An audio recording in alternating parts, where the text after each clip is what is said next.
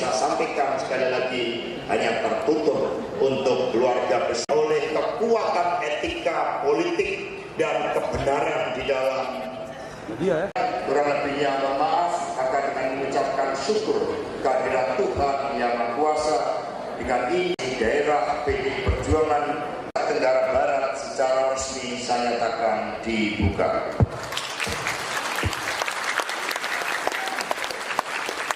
Saya akhiri dengan pantun nurani, hadirkan politik penuh budi pekerti.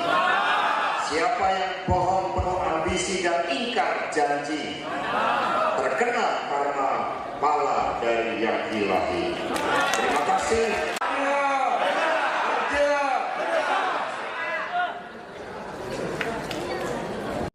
Saudara-saudara sekalian,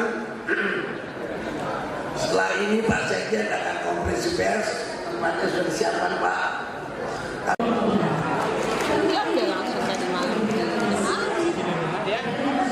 Dia udah ngomong.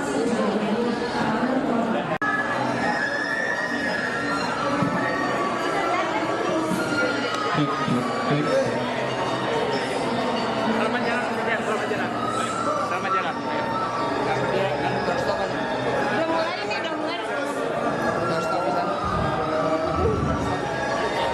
Sekarang.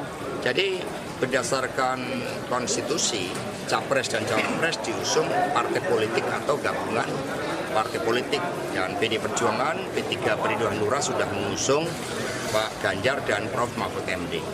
Berdasarkan undang-undang partai politik, seseorang tidak bisa diusung oleh partai politik yang berbeda, karena ini bisa menyebabkan gugurnya pencalonan seseorang ketika punya KTA ganda.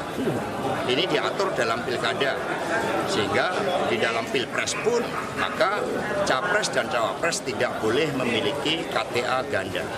Nah, karena saya juga sudah menerima telepon dari Mas Erlangga saat itu, Ketua Umum Golkar, bahwa Mas Gibran ini dikuningkan, digolkarkan, maka ya otomatis Mas Gibran karena mencalonkan bersama Bapak Prabowo sudah tidak menjadi bagian dari keluarga PDI Perjuangan.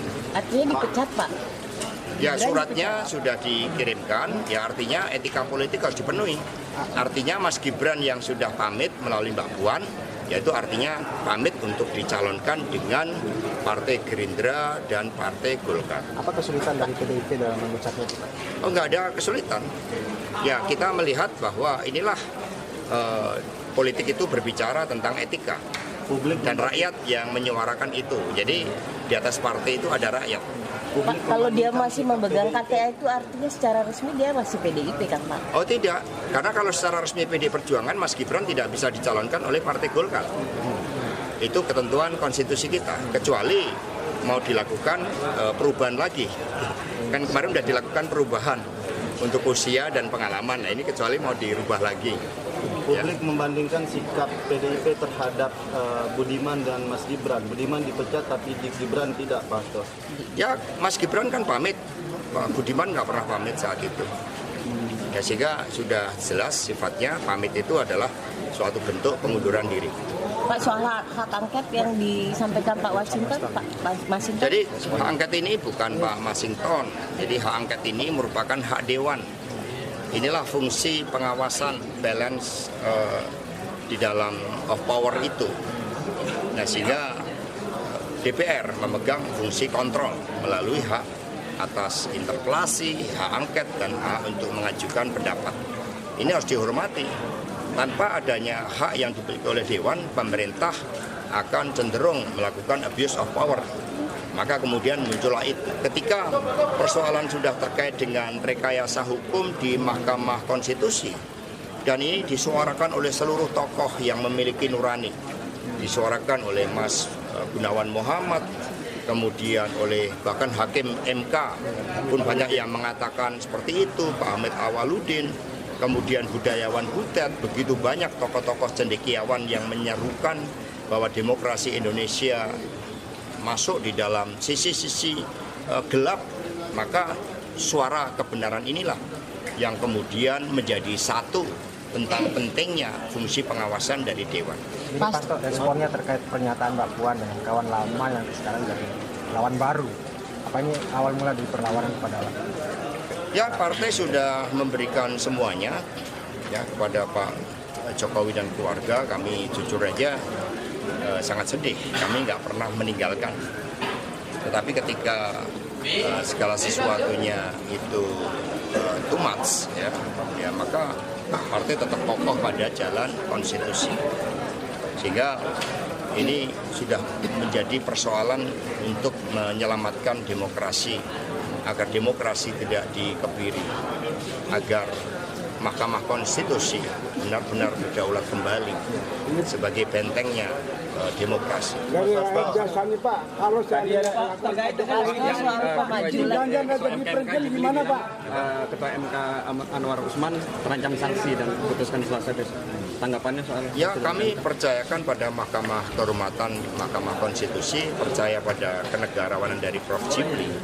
Ketika pengaduan begitu banyak dari akademisi, dari para ahli hukum tata negara, ini sebenarnya cerminan nurani yang terkoyak, cerminan rasa luka yang mendalam ketika hukum yang seharusnya mengedepankan keadilan itu sudah dimanipulasi sedemikian rupa demi kekuasaan.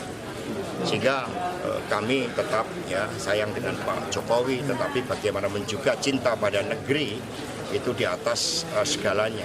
Kelakuan Pak Jokowi bikin Kami Pak Ganjar harus kalahnya gimana Pak? menjalankan tugas-tugas kami dengan sebaik-baiknya dengan penuh keyakinan. Pak, Mas soal isu kemajuan yang kerap disampaikan oleh beberapa tokoh ini, pendapat Pak Hasan seperti apa? Kalau PD Perjuangan tetap berjuang untuk menjaga stabilitas politik yang ada, maka menteri-menteri dari PD Perjuangan tetap bertugas menjalankan tugas bagi bangsa dan negara untuk jauh dikedepankan daripada sekedar manuver-manuver politik. Karena suara pemilu itu berada di rakyat. Rakyat itu sangat cerdas. Rakyat itu tahu mana yang baik, dan Pak Ganjar Prof. Mahfud itu akan mengawal kebaikan itu. Berarti PDIP berdiri atas moral yang kokoh. tetap mendukung pemerintah sekarang Pak? Ya, itu kan komitmen bagi PD Perjuangan. Meskipun beliau sudah berubah, tetapi tugas PD Perjuangan untuk bangsa dan negara tetap dikedepankan. Sehingga bagaimana juga kami mengawal Pak Jokowi, Kiai Haji Ma'ruf Amin sebagai satu kesatuan sampai menyelesaikan tugas pada akhir jabatannya. Tetapi terkait dengan pemilu, kami punya pilihan yang berbeda. Kami bergerak karena Pak Ganjar Prof. Mahfud bukan hanya sekedar pemimpin yang bersih, jujur, yang berpengalaman, tetapi juga menegakkan hukum di atas prinsip-prinsip keadilan, hukum yang tidak dimanipulasi untuk kepentingan keluarga. Soal komunitas politik tadi itu yang sedikit tadi dibilang Jelajahi cara baru mendapatkan informasi. Download Metro TV Extend sekarang.